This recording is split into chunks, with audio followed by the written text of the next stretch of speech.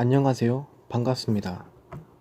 오늘 주제가 디지털 시대에 무엇을 공부할 것인가인데, 여러분이 무엇을 공부하셔야 할지를 제가 말씀드릴 수는 없으니, 제가 지금 무슨 공부를 하고 있고 또 어떤 분야에 관심을 갖고 있는지 말씀드리는 것으로 그 질문에 답해 보도록 하겠습니다. 저는 아시다시피 인문학을 공부하고 있고 전공은 철학, 그 중에서도 미학입니다. 요즘 철학이 처한 상황을 보면 안타깝고 갑갑하고 심지어 절망스럽기까지 합니다. 과거에는 철학의 근본 문제는 존재론이라고 했죠. 그런데 최근 철학의 근본 문제는 철학을 도대체 왜 하느냐로 바뀐 것 같습니다. 물론 우스갯소리로 한 얘기지만 이게 그저 농담에 불과한 것은 아닙니다. 이 시점에서 진지하게 인문학의 위기를 근본적으로 성찰해봐야 한다는 생각이 듭니다. 사실 인문학의 위기는 비단 한국만의 문제가 아닙니다. 얼마 전에 문헌 조사를 하러 제가 다녔던 독일의 베를린 자유대학에 갔다가 거기에서도 고전 문헌학과가 없어진다는 얘기를 들었습니다. 이것만 보아도 이게 우리나라만이 아니라 전 세계적인 현상이라는 것을 알 수 있습니다. 사람들이 굳이 인문학을 요구하지 않는 상황에서 과연 철학을 계속한다는 것이 무슨 의미가 있느냐 하는 회의가 듭니다. 사실 철학의 위기 혹은 인문학의 위기는 새로운 이야기가 아닙니다. 실은 굉장히 오래된 현상이죠. 고대 그리스에서는 필로소피아가 지식의 모든 분야를 아우르고 있었습니다. 그러다가 거기에서 고대인들이 피지카라고 부른 것, 즉 자연과학이 떨어져 나갑니다.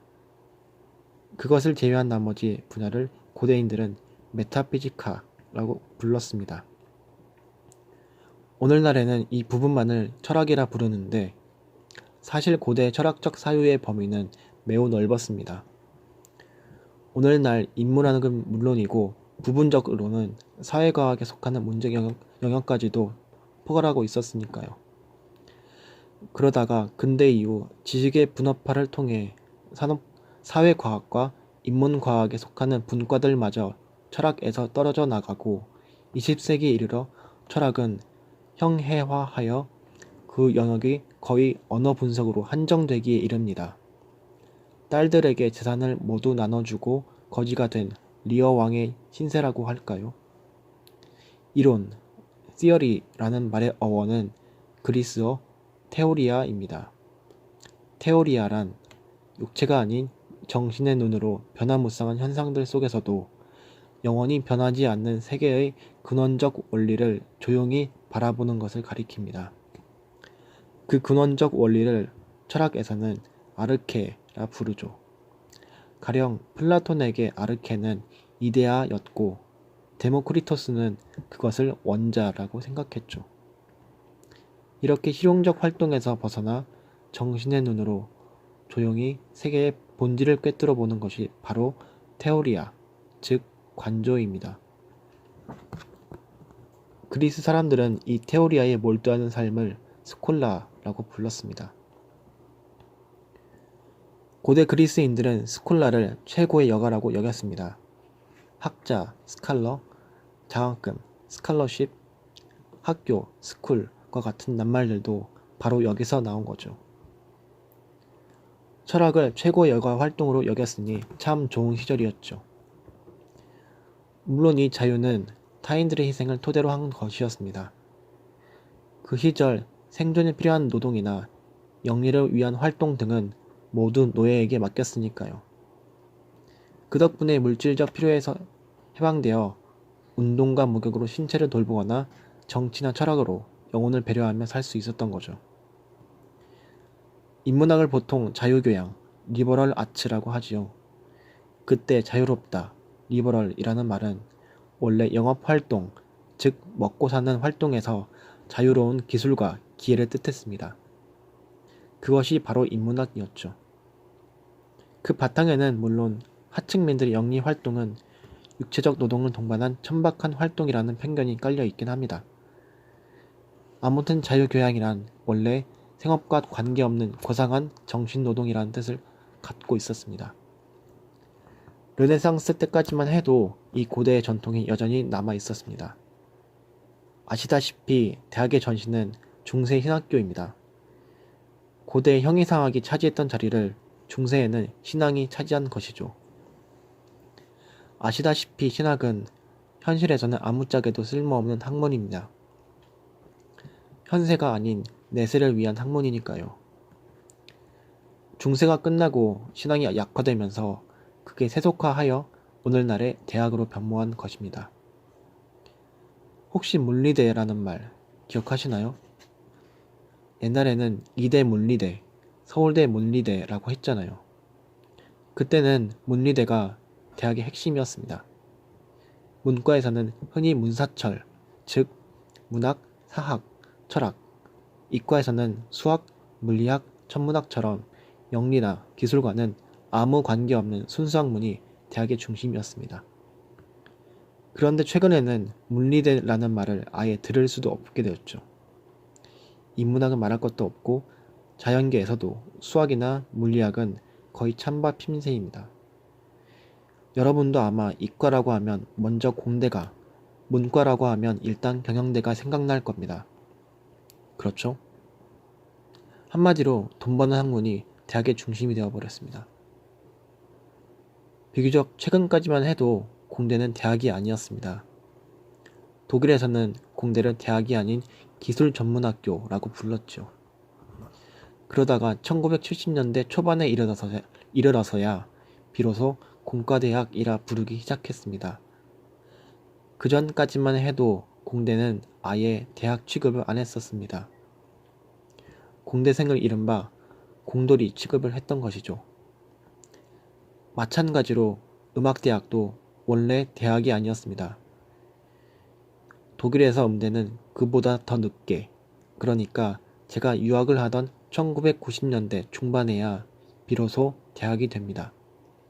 그래서 음대생들이 졸지에 졸업 논문을 써야 하는 처지가 됐죠. 이렇게 대학의 중심이 과거와 완전히 달라져 버렸습니다. 대학의 꽃이었던 물리대는 주변으로 밀려나고 그 대신에 과거에는 대학 취급도 안 해줬던 분과들이 외려 대학의 중심으로 떠오르게 된 거죠. 유럽에서는 르네상스 이후로 학문이 급속히 세속화합니다. 지적 연구의 중심이 신학교에서 공방으로, 공장으로 점점 옮겨가기 시작해 오늘날에는 기업의 연구소로 들어가 버렸죠. 우리나라만 하더라도 대기업이라 불리는 규모의 회사에는 수천 명의 박사급 연구원이 고용되어 있습니다. 일개 회사가 대한민국 웬만한 대학들을 다 합쳐놓은 규모의 연구 인력을 거느리고 있다는 얘기죠. 이 과정에서 관조를 의미했던 테오리아는 오늘날처럼 이론, theory라는 의미를 띠게 됩니다. 오늘날 이론은 순수한 지식이라는 성격마저 잃고 거의 제작의 노하우와 동일시되기에 이르렀죠. 그런 경향의 시작 역시 따지고 보면 르네상스로 거슬러 올라갑니다. 하지만 학문이라는 것이 본격적으로 영리활동과 결합하는 것은 아무래도 20세기의 현상이라고 봐야 할 것입니다. 사실 산업혁명 시기만 하더라도 과학은 아직 실용성이 전혀 없었으니까요. 산업혁명은 학자들의 작품이 아니었습니다. 예를 들어 증기기관을 만들어내 산업혁명의 중요한 역할을 한 제임스 와트는 대학 교수가 아니라 탄광의 노동자였습니다. 그러다가 20세기 중반 혁명이 일어나면서 비로소 과학이 기술의 동료가 됩니다. 흔히 과학기술이라고 그러죠. 과학 뒤에 거의 자동적으로 기술이 따라붙듯이 오늘날 기술은 과학의 뒷받침 없이는 생각할 수 없는 것이 되어버렸습니다. 한마디로 관조를 뜻하던 테오리아가 어느 순간 세속화하여 이론이 되더니 최근에는 아예 제작의 노하우로 변해버린 겁니다. 오늘날 제작과 관계되지 않는 순수 이론은 아무짝에도 쓸모없는 존재로 취급받습니다. 과학혁명, 정보혁명 이후 대학은 본격적으로 산업과 결탁하기 시작합니다. 그것이 이른바 산학협력이라는 것이죠. 말이 산학의 협력이지 그 관계에서 주도권이 어디 있는지는 굳이 말할 필요도 없을 겁니다. 기업에서는 대학을 향해 맞춤형 인재를 생산해달라고 요구합니다. 극단적인 경우에는 아예 기업이 대학을 인수하는 일도 벌어지죠. 최근에 중앙대에서 어떤 사태가 일어났는지 보셨죠? 대학이 기업에 완전히 종속되어 전교생이 교양의 이름으로 강제로 회계를 배우는 사태가 벌어졌습니다. 그리고 지금 교육부에서 대대적으로 인문학을 퇴출하는 사업을 벌이고 있죠. 교육부에서 인문학을 지원하기 위해 자금을 지원한다고 하는데 그 속내를 들여다보면 결국 인문학 정원을 지금의 절반으로 줄이라는 겁니다. 그리고 미안하니까 이 돈이나 먹고 떨어지라는 거죠. 인문학을 배우는 학생들의 수가 줄면 그것을 가르치는 교수들의 수도 줄어들고 그러면 교수 한 사람이 담당해야 할 연구 영역이 더 넓어질 수밖에 없고 그만큼 인문학은 깊이가 얕아질 수밖에 없습니다. 지금 저도 거의 미학사와 미술사 전체를 망라하여 글을 쓰고 있는데 다른 나라에서라면 있을 수 없는 일이죠. 인문학의 위기라는 것은 이렇게 거시적인 사회 변동에서 유래하는 것입니다. 영리 활동과 직접 연결되지 않는 순수한 학문들이 그 가치가 평가절하되어 점점 사라져가는 것이죠. 아마도 이것이 지금 우리가 직면한 인문학의 위기의 가장 중요한 원인일 것입니다.